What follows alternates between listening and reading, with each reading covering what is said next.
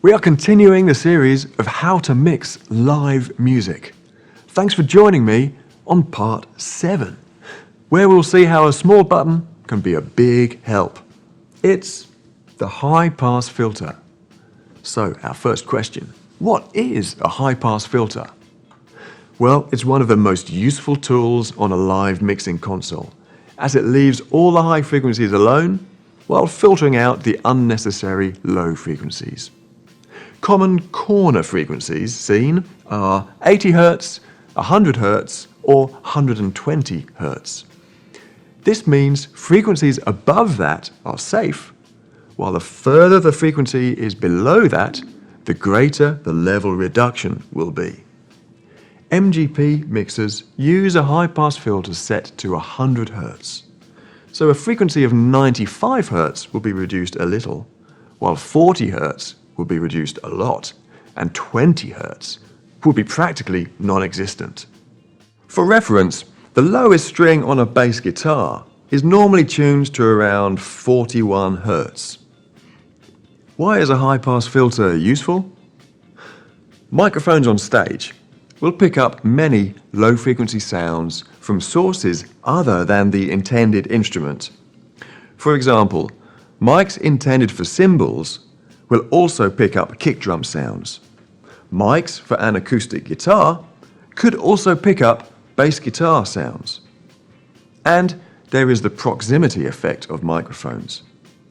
When they are close to a source, they will pick up an unnatural amount of low-frequency content. If all this is amplified, it will create a messy mix, lacking clarity and definition. Too much low-frequency content can mask the higher frequencies, taking enjoyment away from the intricate rhythms and melodies in the music.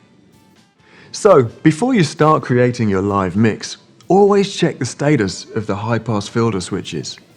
Activate HPF for every input channel except those for low-frequency instruments like kick drum and bass guitar. For instruments like a piano or keyboard, which cover a wide frequency range, including under 100 Hz, you should consider the situation. In a small musical group without any bass instruments, it could make sense to keep the high-pass filter off. But in a larger band, I would apply high-pass filter to the keyboards, allowing the bass guitar a little more space for itself. Listen to these two audio clips. The first one is 8 channels of live vocals, brass and percussion mixed without any EQ or high-pass filter. Only gain, fader levels and pan have been adjusted. It's been forever and a day since I heard the words they speak. The second is the same mix with high-pass filter applied to all the channels. Notice the difference in the low frequencies of the background sounds from the other instruments on stage.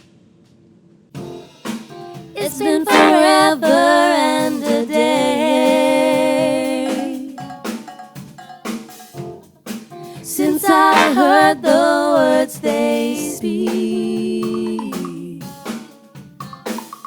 Actually, for those audio clips, I used the TF3 digital mixer. Why? Because its high-pass filter has an advantage. Variable frequency. When you enable high-pass filter in the channel EQ screen, the default position is 80 Hz, lower than that of MGP.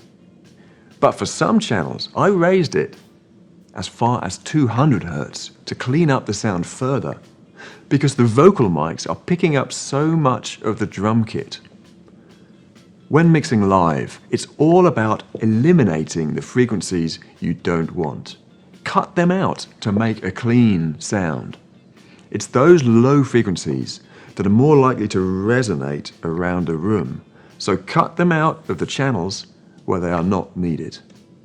Listen to each channel by cueing them in your headphones. Increase the high-pass filter frequency until you can hear it starting to affect the sound of the voice or the instrument.